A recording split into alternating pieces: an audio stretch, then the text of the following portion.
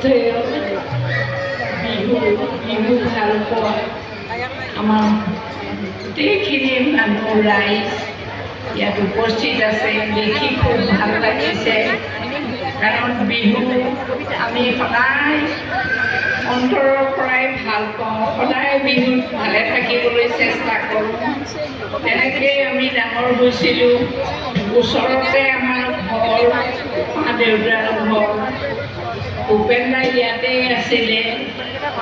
আমি সদায় বিহু ঘৰৰ পৰাই শুনো। ৰাতি যদি মাইকটো সিফালে থাকে তেতিয়াহ'লে আমি ৰাতিটো এই বিহুখনৰ গান বাজনা, শিল্পীসকলৰ গান বাজনা, সকলো কথা বতৰা সকলো শুনি শুনি আমি শুইছিলোঁ। আজি মনত পৰিছে ভূপেন দালৈ। ভূপেন দা থকাহেঁতেন সি আহিলেহেঁতেন ইয়ালৈ, নিশ্চয় খুব ভাল পালেহেঁতেন। আৰু গোটেই ৰাতি শেষ কৰি নাচালেও ঘৰলৈ গৈ বিচনাত শুই সি শুনিলেহেঁতেন। এই কথাবিলাক মনত পৰিছে মোৰ, তালৈ খুব মনত পৰিছে। সি য'তে আছে তাতে শান্তিত থাকক, ভালে থাকক, এয়াই কামনা কৰিছোঁ। মই মোৰ ঘৰৰ কথা ক'লোঁ। এতিয়া এই বিহুখনলৈ আহি বহু দিনৰ মূৰত খুব ভাল লাগিছে। অসমীয়া লাগিছে। আজিকালি গুৱাহাটীত বাহিৰত কিছুমান ঠাইত ওলাই গ'লে বিহাৰ যেন লাগে। অসমীয়া মেখেলা চাদৰ পিন্ধা মানুহ কম দেখোঁ। মানুহবিলাক বেলেগ বেলেগ মানুহ দেখা হৈছোঁ অসমত। সেইকাৰণে মনটো মাজে মাজে বেয়া লাগে। তথাপি আশা কৰিছোঁ আমাৰ এই অসমীয়া জাতিটো সদায় উজ্জ্বল হৈ সুন্দৰ হৈ থাকিব, এই আশা কৰোঁ। আজি ইয়ালৈ আহি বহুত ধৰণৰ মানুহ লগ পাইছোঁ। কাৰণ মই ইয়াত বেছি নাথাকোঁ। মোৰ ল'ৰা ছোৱালী দুয়োটা বিদেশত, আমেৰিকাত থাকে। তালৈ সিহঁতৰ ওচৰলৈ মাজে মাজে গৈ থাকোঁ। সেইকাৰণে কেতিয়াবা কিছুমান অনুষ্ঠান মই মিছ কৰোঁ। আজি বহুদিনৰ মূৰত আহি এইটো অনুষ্ঠান দেখি মনটো খুব ভাল লাগিছে। অসমীয়াৰ গোটেইখিনি নিয়ম কানুন চব গোটেইখিনি কৰিছে ইয়াত, সেয়া দেখি ভাল লাগিছে। সেইবিলাকতে দেখিছোঁ। মোৰ কথা মই লেকচাৰ দিয়াৰ দৰে কথা ক'ব নোৱাৰোঁ। গতিকে দুআষাৰমান কথা কৈ আপোনালোকৰ ওচৰৰ পৰা মই বিদায় মাগিম।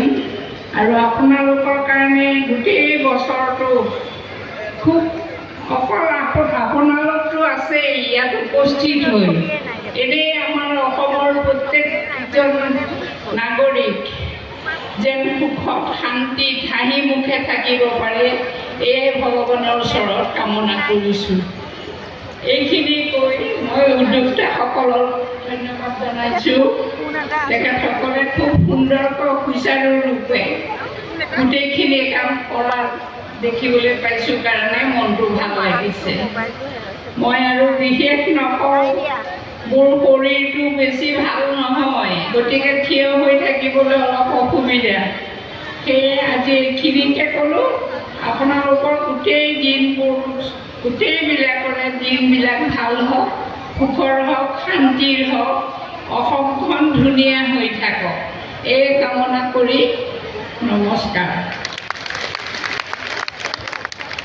শ্ৰদ্ধা আদৰৰ ৰোজ বাইদেউ, আমি যেতিয়া তেখেতক এই অনুষ্ঠানলৈ নিমন্ত্ৰণ কৰিব লৈছিলোঁ, খুব আগ্ৰহেৰে এক কথাতে আহিম বুলি আমাক প্ৰতিশ্ৰুতি দিছিল। সেইমতে তেখেতে একদম নিৰ্দিষ্ট সময়ত আহি আমাৰ বাকৰি পাইছেহি। তেখেতে যথেষ্ট অসুস্থ স্বত্বেও আমাৰ মাজত থকাৰ কাৰণে পূব গুৱাহাটী বিহু সন্মিলনৰ পৰিয়ালৰ হৈ তেখেতক আমি ধন্যবাদ আৰু কৃতজ্ঞতা জ্ঞাপন কৰিছোঁ। লগতে তেখেতৰ দীৰ্ঘায়ু আৰু সুস্বাস্থ্য কামনা কৰিছোঁ। আমি যাতে তেখেতৰ পৰা আশীৰ্বাদ সদায় পাই থাকোঁ, এই কথা আমি শ্ৰদ্ধাৰে কামনা কৰিছোঁ। ইয়াৰ পিছত আমাৰ মাজত ভূপেনদাৰ জীৱন আৰু কীৰ্তি সম্পৰ্কে বিভিন্ন চৰ্চা থকা অসম সাহিত্য সভাৰ প্ৰাক্তন সভাপতি তথা পদ্মশ্ৰী সূৰ্য হাজৰিকাদেৱ তেখেতকো আমি আৰু এই অনুষ্ঠানত নিমন্ত্ৰণ কৰিছিলোঁ। আমি নিমন্ত্ৰণ কৰাৰ সময়ত তেখেতেও কোনো ধৰণে আগ্ৰহ নকৰাকৈ থকা নাই। ভূপেনদাৰ প্ৰতি তেখেতৰ এটা একাত্মতা আছে। গতিকে তেখেতক মই আমাৰ এই মঞ্চত ভূপেনদাৰ কীৰ্তি সম্পৰ্কে অলপ দুআষাৰ ক'বলৈ মই অনুৰোধ কৰিছোঁ।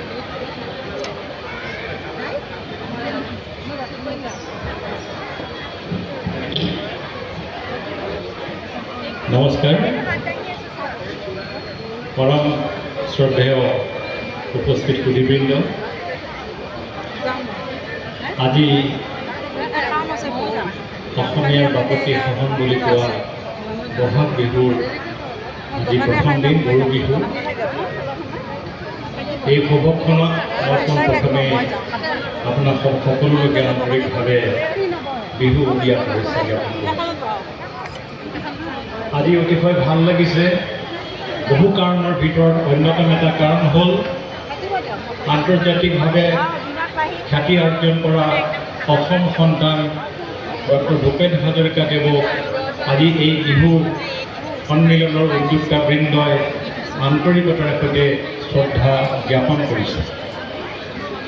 শ্ৰদ্ধা জ্ঞাপন কৰি থকাৰ মুহূৰ্তত মোৰ এনেকুৱা এটা ভাৱ আহিছিল যে এইখন বিহুতলীৰ পৰাই ভূপেন হাজৰিকাদেৱে এটা সময়ত, এটা বৰ্ষত আমি দেখিছিলোঁ সমগ্ৰ বিশ্বৰ মানুহৰ লগত যোগাযোগ স্থাপন কৰিছিল। যিসকলে সেই অধিৱেশনখন বা সেই বিহু অনুষ্ঠানটি চাইছিলে বা উপলব্ধি কৰিছিলে, সেইসকলৰ নিশ্চয় মনত আছে যে পৃথিৱীৰ বিভিন্ন প্ৰান্তৰৰ পৰা এই বিহু সন্মিলনলৈ বিভিন্ন ক্ষেত্ৰত প্ৰশ্ন সুধিছিলে, গীত গাবৰ কাৰণে অনুৰোধ জনাইছিলে আৰু সেই প্ৰশ্নসমূহৰ উত্তৰ অতি সুন্দৰভাৱে ভূপেন হাজৰিকাদেৱে দিছিলে আৰু যিখিনি গীত গাবৰ কাৰণে অনুৰোধ জনাইছিলে সেই গীতখিনি পৰিৱেশন কৰিছিলে। ক'বলৈ গ'লে ভূপেন হাজৰিকাদেৱে আন্তৰ্জাতিক পৰ্যায়ত গুৱাহাটীৰ পৰা, অসমৰ পৰা যি যোগাযোগ স্থাপন কৰিছিলে, সেই ক্ষেত্ৰত এটা ব্যতিক্ৰমী প্ৰচেষ্টা লৈছিলে এই গুৱাহাটী বিহু সন্মিলন। আৰু সেই সন্মিলনৰ মঞ্চত আজি তেখেতৰ অবৰ্তমানত এনেকৈ এই ধৰণে শ্ৰদ্ধা জনাবলগীয়া হোৱাটো আচলতে মনত বিষাদৰ ভাৱ এটা অহাটো স্বাভাৱিক কথা। কিন্তু উদ্যোক্তাবৃন্দই যি আন্তৰিকতা প্ৰকাশ কৰিছে, ই মই ভাবোঁ সমগ্ৰ অসমবাসীৰ বাবে এটা অতি আনন্দৰ কথা, এটা কৃতজ্ঞ সূচক যি জ্ঞাপন কৰিছে। ই এটা অনুপ্ৰেৰণা আৰু এটা অনুকৰণীয় বিষয়। এই মঞ্চৰ পিছফালে যিখন বেনাৰ দিয়া আছে, তাত এখন বিশাল ব্ৰহ্মপুত্ৰৰ ছবি দিয়া আছে। আমি চবেই মন কৰি আছোঁ, এই যে ছবিখন দিছে, এইটোৰ লগতো কিন্তু ভূপেন হাজৰিকাৰ এটা ডাঙৰ সম্পৰ্ক আছে। ভূপেন হাজৰিকাদেৱে যেতিয়া গীতসমূহ লিখিছিলে, এই গীতসমূহৰ বহু গীতত এই বিশাল ব্ৰহ্মপুত্ৰৰ কথা উল্লেখ কৰিছিলে। আৰু সেই বিশাল ব্ৰহ্মপুত্ৰৰ বিষয়ে উল্লেখ কৰি তেওঁ আন কিছুমান কথা কৈছিলে যে অসমৰ মানুহে এই তিনিটা বি, ভূপেন হাজৰিকা, বহাগ বিহু আৰু ব্ৰহ্মপুত্ৰ, এইটো সমন্বয়ত আচলতে এই বিহু অনুষ্ঠানটিক আগুৱাই লৈ গৈ আছে। গতিকে এই যে বিশাল ব্ৰহ্মপুত্ৰৰ যি বিশালতা, মই দেখিছোঁ যে ভূপেন হাজৰিকাৰ গীতসমূহৰ মাজেদি যিমানবিলাক কথা প্ৰকাশ পাইছে, সেই প্ৰকাশসমূহৰ মাজতো অসমীয়া ভাষা, সাহিত্য আৰু সংস্কৃতিৰ এক বিশাল পৰিধি অন্তৰ্নিহিত হৈ আছে। ভূপেন হাজৰিকাদেৱে গীত গাইছিলে যে বহাগ মাথোঁ এটি ঋতু নহয়, বহাগ এটি মাহ, অসমীয়া জনজীৱনৰ ই এক আয়ুস ৰেখা বুলি কৈছিলে। এই যে এটা গীতৰ মাজত আয়ুস ৰেখা বুলি কৈছিলে, সেইটো কেৱল গীত হৈয়ে থাকিবনে? আচলতে ভূপেন হাজৰিকাৰ গীতবিলাকত যদি আমি ঐতিহাসিকভাৱে চাওঁ, বিশ্লেষণ কৰি চাওঁ, তেতিয়াহ'লে বহু নতুন কথাবিলাকৰো আৱিষ্কাৰ হোৱাৰ সম্ভাৱনা থাকে। এই যে আয়ুস ৰেখা বুলি কৈছিলে, ভূপেন হাজৰিকাই কিন্তু কৈ থোৱা নাছিলে বা কৈ থৈ যোৱা নাছিল যে অসমীয়া জাতিৰ আয়ুস ৰেখাটো কিমান পালেহি।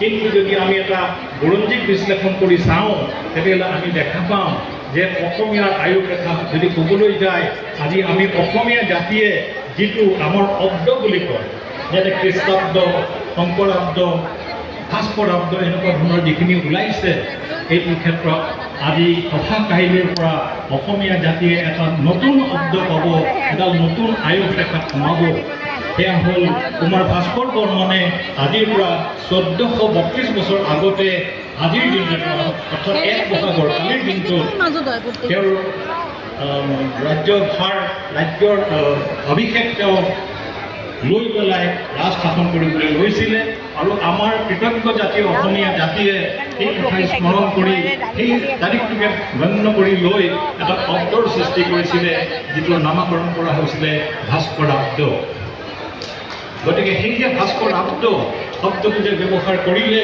সেয়ে আমাৰ অসমীয়াৰ আয়ুস ৰেখা ভূপেন হাজৰিকাদেৱে গীতত সেই কথাটো কৈ যোৱা নাই কিন্তু আমি আমাৰ প্ৰজন্মই সেই গীতটোক যদি বিশ্লেষণ কৰি চাওঁ তেনেহ'লে আমি দেখিম যে অসমীয়াৰ আয়ুস ৰেখাৰ কথাটো কিন্তু ভূপেন দাই গীতৰ মাজত সোমোৱাই থৈ গৈছে এনেধৰণৰ বহু গীত বিহুৰেলো বিৰিণা পাতে সমনীয়া বুলি গীত গাইছে এই যে বিহুৰেলো বিৰিণা পাতে সমনীয়া এইটোৰ অৰ্থটো কি ইয়াৰ মাজতে যদি বিশ্লেষণ কৰি চাওঁ তেতিয়া দেখিম যে এই যে বিৰিণা গছ আমাৰ ছবিত দেখিছোঁ বিৰিণা গছৰ পাতবিলাক আছে এই পাতবিলাক আচলতে এই সময়ত চ'ত বহাগৰ সময়ত হালি জালি থাকে বতাহত এইটোৰ এটা প্ৰতীক আমাৰ বিহু নাচনীসকলে এতিয়া নাচিছিলে তাত দেখিছিলোঁ একদম পাত কাপোৰো ছোৱালীসকলে যিটো ধৰণে নাচিছিল সেইটো হ'ল বিৰিণা কাপৰ যিটো পাতে সমনীয়া বুলি যিটো কৈছে সেই বিৰিণা পাত যি ধৰণে বা বিৰিণা ফুল যিটো ধৰণে উল্লাসত নাচি থাকে আমাৰ বিহু সংস্কৃতিৰ বিহু নাচনীসকলেও সেই উল্লাসত নাচি থাকে এনেধৰণৰ গীতবিলাকক যদি বিশ্লেষণ কৰি চাওঁ আমি বহু প্ৰত্যেকটো গীতত বিভিন্ন ধৰণৰ আমি কথা উদ্ভাসিত কৰিব পাৰোঁ আজি ইয়াত যেতিয়া হুঁচৰি দলে হুঁচৰি পৰিৱেশন কৰিছিল মোৰ এনেকুৱা লাগিছিল যেন তাহানি আহোম স্বৰ্গদেউসকলে যেতিয়া ৰংঘৰৰ বাকৰিত শিৱসাগৰত বিহুৰ যিটো হুঁচৰিৰ নৃত্য কৰোৱাইছিল চাগে আজিৰ পৰা সেই 400-500 বছৰ আগতে আহোম স্বৰ্গদেউসকলেও আজি যেনেকৈ আমি উপভোগ কৰি আনন্দিত হৈছোঁ আপ্লুত হৈছোঁ তেতিয়াৰ অসমীয়াসকলেও এই গীতৰ যোগেদি আপ্লুত হৈছিলে আনন্দিত হৈছিল আৰু সেইকাৰণে আচলতে অসমীয়া আমাৰ বহাগ বিহুটো বাপতি সাহোন বুলি কোৱা হৈছে গতিকে এই এনেধৰণৰ বাপতি সাহোন বিহু আমি অসমৰ জাতীয় এটা উৎসৱৰূপে আমি আগবঢ়াই লৈ আহিছোঁ আৰু আমাৰ প্ৰজন্মই বিভিন্ন